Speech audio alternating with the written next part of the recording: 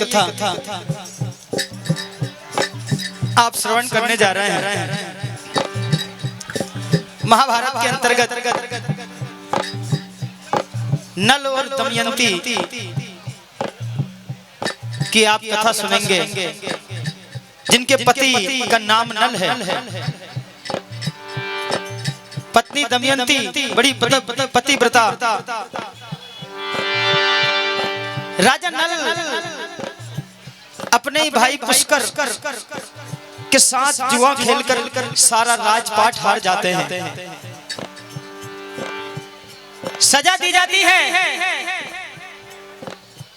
संपूर्ण राज्य हार जाना, केवल एक ही वस्त्र पर दोनों को बियाबान जंगल में छोड़ दिया जाता है।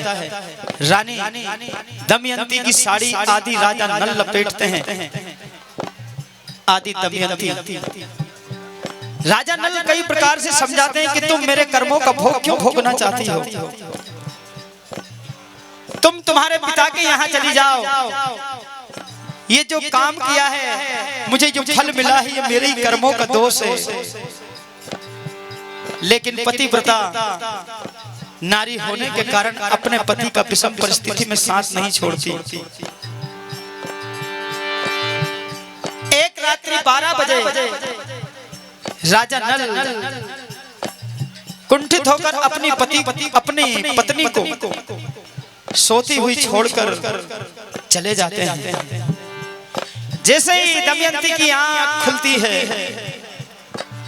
भारी रुदन करती है, अपने पति को ढूंढती है। स्वामी, तुमने 7 वचन लिए थे, आप मुझे छोड़कर इस बियाबान जंगल में किधर चले गए? देखिए क्या होता है।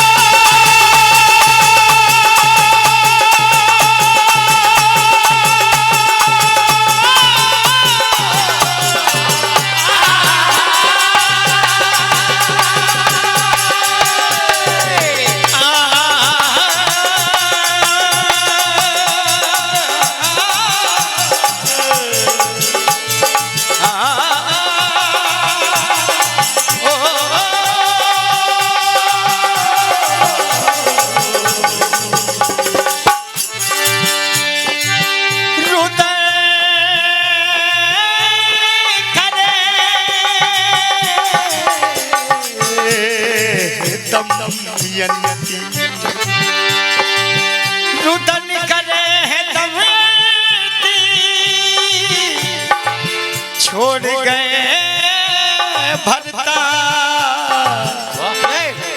बिन सजना के इस जंगल में जीना है दुश्वार। देखिए क्या विलाप करती है। ये मेरे जीवन में ये गम की कैसी काली रात ने मुझे घेर लिया। मेरे जीवन का क्या होने वाला है मुझे पता नहीं है। विधाता, ये तूने क्या कर दिया। अपने पति को याद करती है। आइए हंसराज हंस की ये धुन आप सुनने जा रहे हैं। क्या कहना है?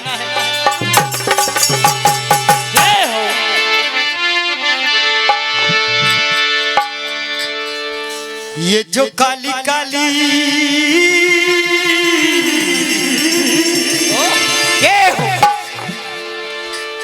ये जो काली काली छाई है घटा,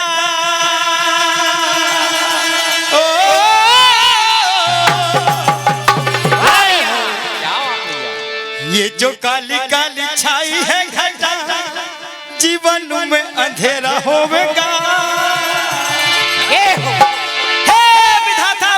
ये क्या खेल किया विधाता मेरे संग।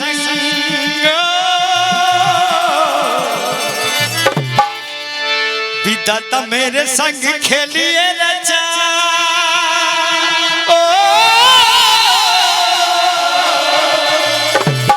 विधाता मेरे संग खेलिए रचा, बता दे क्या ये मेरा होगा। ये हो क्या कहा, ये जो काली काली छाई है घटा, जीवन में अंधेरा होगा। ये जो काली काली छाई है घटा, जीवन में अंधेरा होगा। ये जो काली काली छाई है घटा, जीवन में अंधेरा होगा।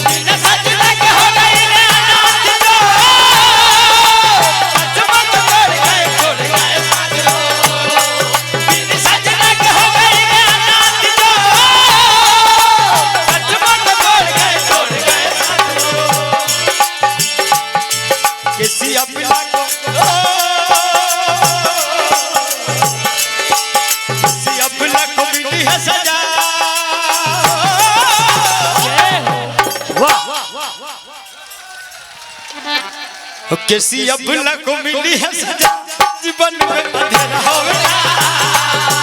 ये जो काली काली छाई है घटा, जीवन में अंधेरा होगा। ये जो काली काली छाई है घटा, जीवन में अंधेरा होगा। देखिए क्या कहते हैं आगे अपने पति की याद में, देखिए क्या हुआ।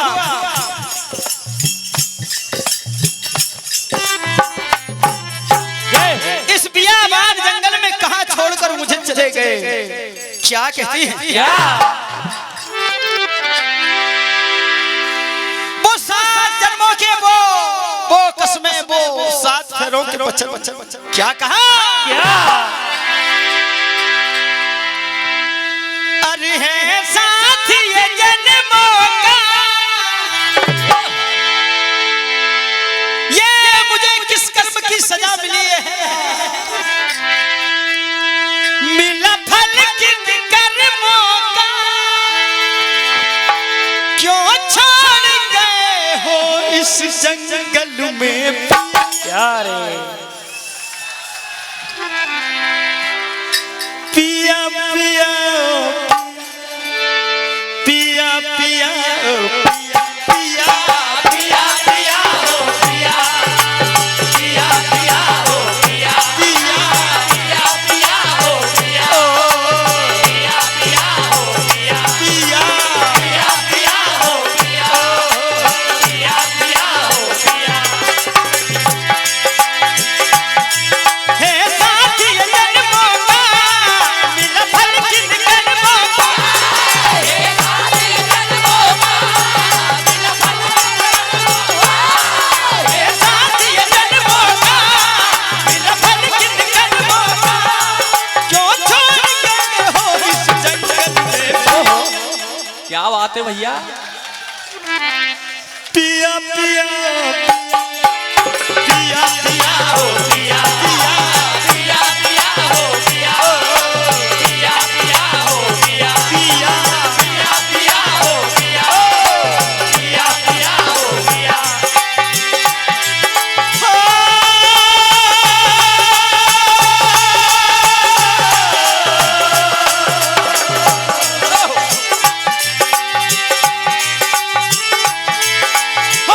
सात फेरों का, वो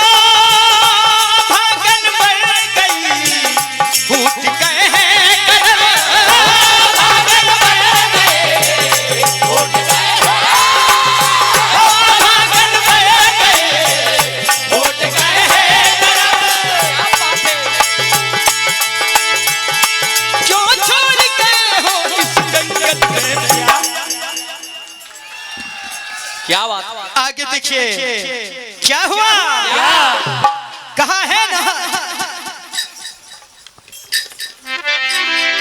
आइए छोटा मजीद 16 की ये गजल आप सुनने जा रहे हैं।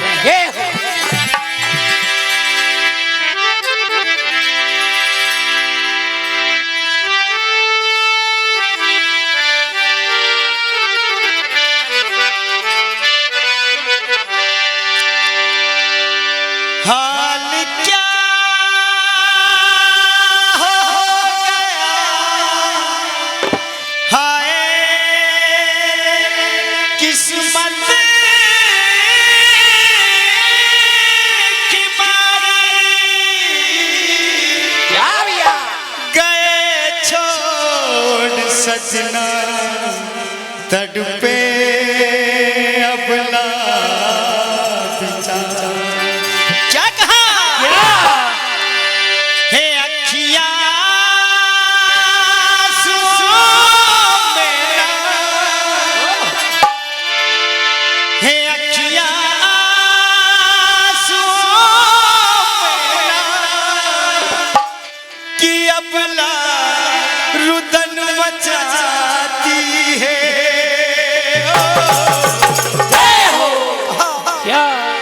पिया की याद आती है, पिया की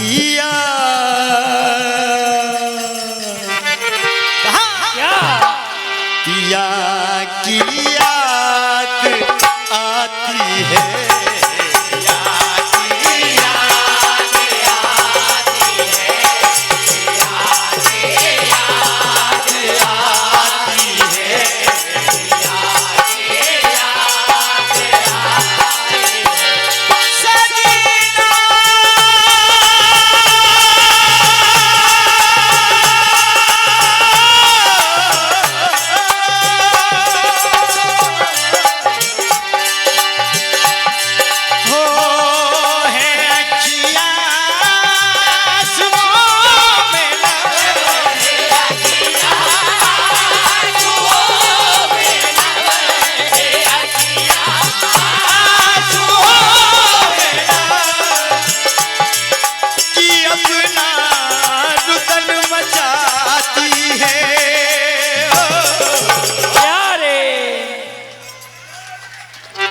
पिया की याद आती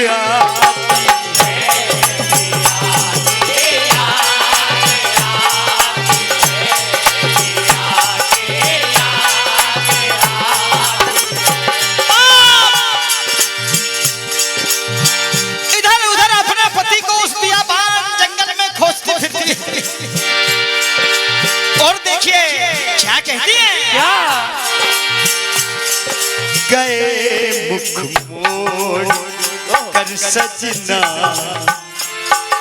बड़े निकीले हर जाई है।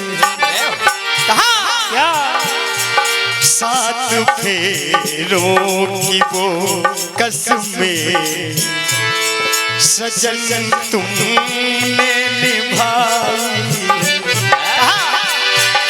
गए वो छोड़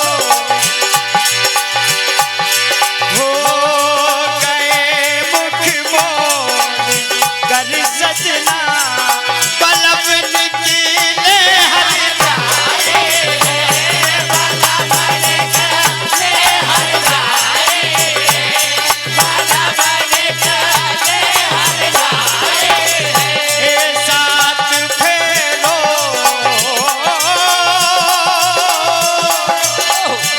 ओ साथ फेरो की वो सजन तुमने निभाई है, पिया की याद